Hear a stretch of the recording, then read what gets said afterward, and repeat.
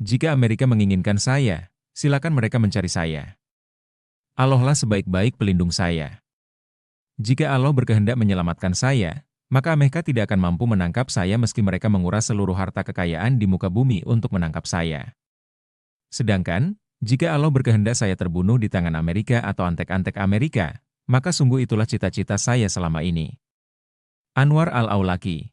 Dari kelahiran sampai menempuh S3, beliau adalah Anwar bin Nasir bin Abdullah Al-Awlaki, dari suku Awalik, salah satu suku yang mendiami daerah Syabuah di Yaman. Syekh Anwar Al-Awlaki dilahirkan pada tanggal 22 April 1970 di New Mexico, AS. Kedua orang tuanya berasal dari Yaman dan saat itu tinggal di Amerika dalam rangka studi. Ayahnya pada saat itu sedang menempuh kuliah ilmu pertanian. Nama ayahnya adalah Syekh Dr. Nasir bin Abdullah Al-Awlaki, saat itu menjabat sebagai Menteri Pertanian dan Rektor Universitas Shana, Yaman. Lah meraih gelar Magister, S2, di bidang ekonomi pertanian dari Universitas New Mexico pada tahun 1971 Masehi.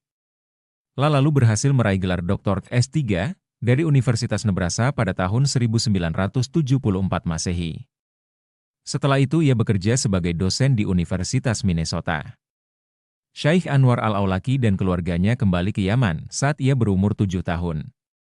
Saat itu ia tidak mengerti sedikitpun bahasa Arab, baik secara lisan maupun tulisan.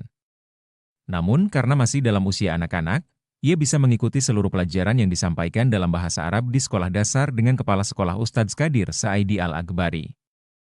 Hanya dalam tempo waktu 5 bulan, ia sudah bisa naik ke kelas 2 SD bersama kawan-kawan sekelasnya. Ketika Fakultas Tarbiyah Universitas Shana mendirikan sekolah menengah Azal, Anwar Al-Awlaki mendaftarkan dirinya ke sekolah itu.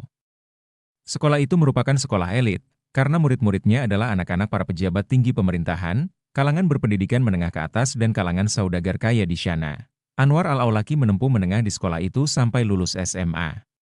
Selama di sekolah, ia senantiasa menuntaskan meraih ranking pertama di kelasnya. Pada wisuda kelulusan SMA tahun ajaran 1988-1989 ia masuk dalam ranking 20 besar siswa terbaik seluruh SMA di Yaman. Pada bulan Mei 1990 Anwar Al-Awlaki kembali ke Amerika untuk mengambil kuliah teknik sipil dengan konsentrasi studi sumber-sumber air. Pada masa itu, ia menjadi ketua Ikatan Mahasiswa Muslim. Ia lulus kuliah S1 pada tahun 1994 Masehi dari Universitas Colorado, salah satu universitas paling terkenal di Amerika dalam bidang teknik sipil. 4 tahun kemudian, Anwar Al-Awlaki melanjutkan kuliahnya di jenjang S2. Lah meraih gelar Magister di bidang teknomorlogi pendidikan dari Universitas San Diego di California tahun 2000 Masehi. Untuk menempuh pendidikan doktoral, Anwar Al-Awlaki berpindah ke Washington, D.C. Lah menempuh S3 di Universitas George Washington. Sayang sekali, peristiwa 11 September 2011 menjadi awal perubahan suasana di AS dan seluruh dunia.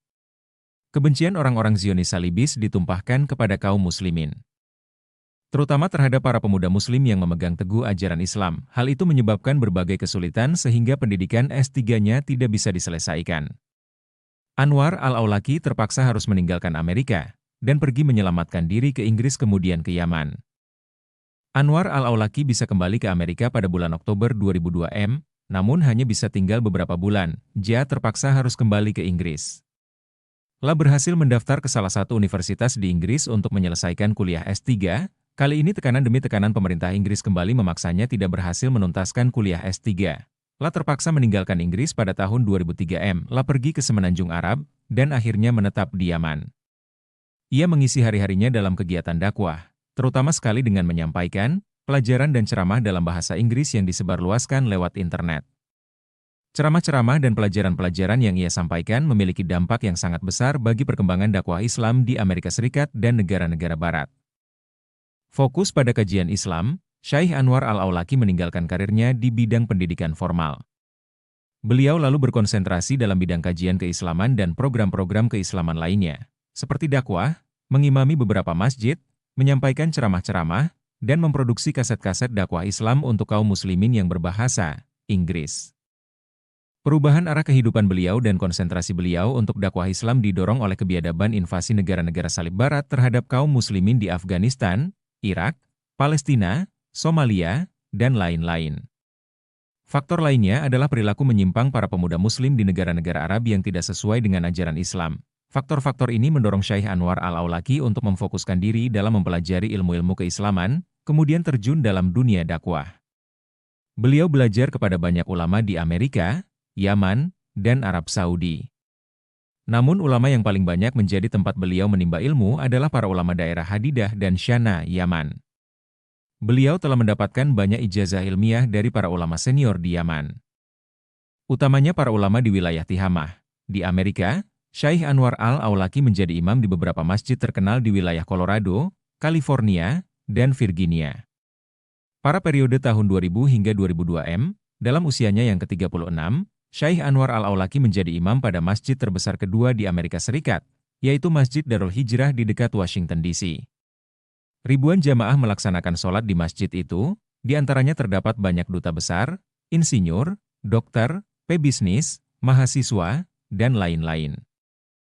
Beliau telah menelurkan sejumlah besar kaset-kaset yang memuat ceramah-ceramah dalam berbagai bidang keilmuan Islam. Di antaranya yang terpenting adalah kompilasi pelajaran dalam beberapa kaset dakwah berbahasa Inggris yang menjelaskan sejarah para nabi sejak zaman Adam sampai Isa bin Maryam.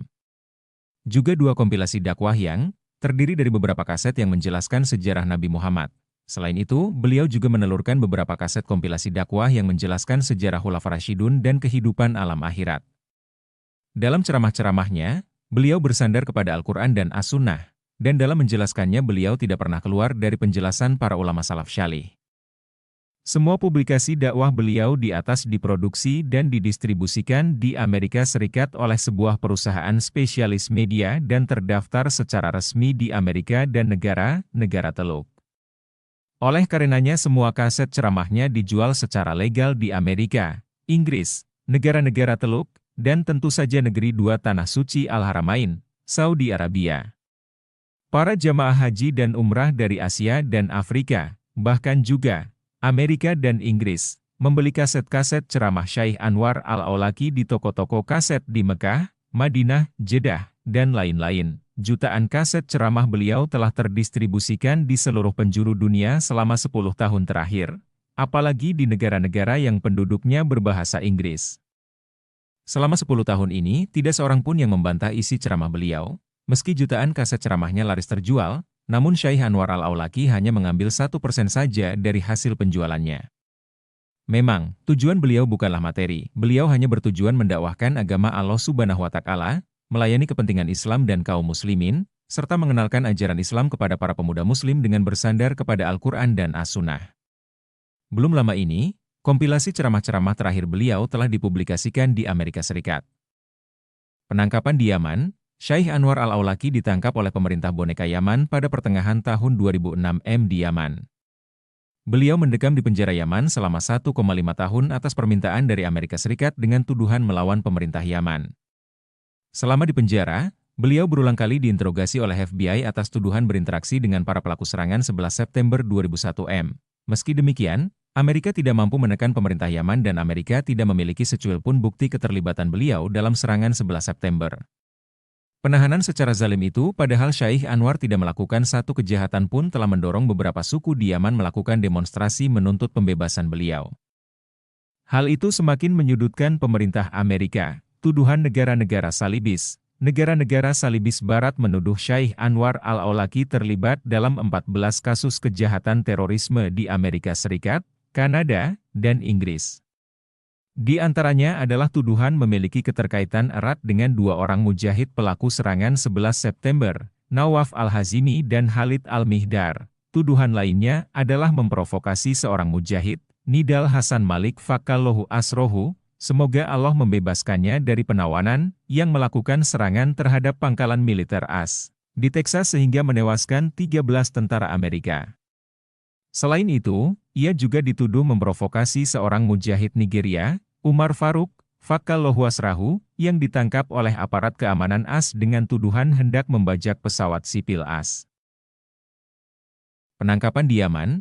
Syekh Anwar Al-Awlaki ditangkap oleh pemerintah boneka Yaman pada pertengahan tahun 2006 di Yaman.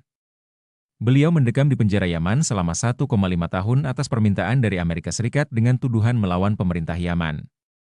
Selama di penjara, Beliau berulang kali diinterogasi oleh FBI atas tuduhan berinteraksi dengan para pelaku serangan 11 September 2001 M. Meski demikian, Amerika tidak mampu menekan pemerintah Yaman dan Amerika tidak memiliki secuil pun bukti keterlibatan beliau dalam serangan 11 September.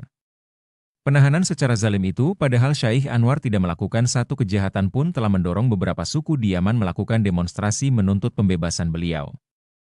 Hal itu semakin menyudutkan pemerintah Amerika. Tuduhan negara-negara Salibis. Negara-negara Salibis Barat menuduh Syaikh Anwar al-Awlaki terlibat dalam 14 kasus kejahatan terorisme di Amerika Serikat, Kanada, dan Inggris.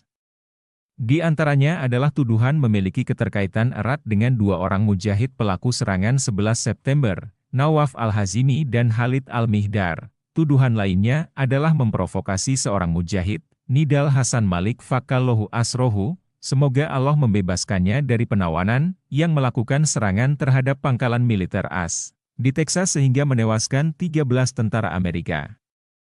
Selain itu, ia juga dituduh memprovokasi seorang mujahid Nigeria, Umar Faruk Fakallahu Asrahu, yang ditangkap oleh aparat keamanan AS dengan tuduhan hendak membajak pesawat sipil AS. Pengadilan Pemerintahan Boneka Yaman telah mengadakan pengadilan in absentia terhadap Syaikh Anwar al-Awlaki atas tuduhan bergabung dengan kelompok jihad Al-Qaeda dan memprovokasi umat Islam untuk memerangi orang-orang kafir. Amerika Serikat dan PBB juga telah mencantumkan nama beliau dalam daftar pencarian orang, DPO, atas tuduhan menjadi salah satu pemimpin tertinggi kelompok jihad Al-Qaeda. Hari Jumat, 30 September 2011, media massa internasional yang berada dalam genggaman kekuatan Zionis, Salibis Internasional ramai memblow up berita terbunuhnya, ulama teroris, dan pemimpin senior jaringan Al-Qaeda yang paling dicari oleh Amerika, Anwar al-Awlaki. Begitu sensasionalnya pemberitaan tersebut, sehingga Barack Obama sendiri yang mengumumkannya di stasiun TV CNN.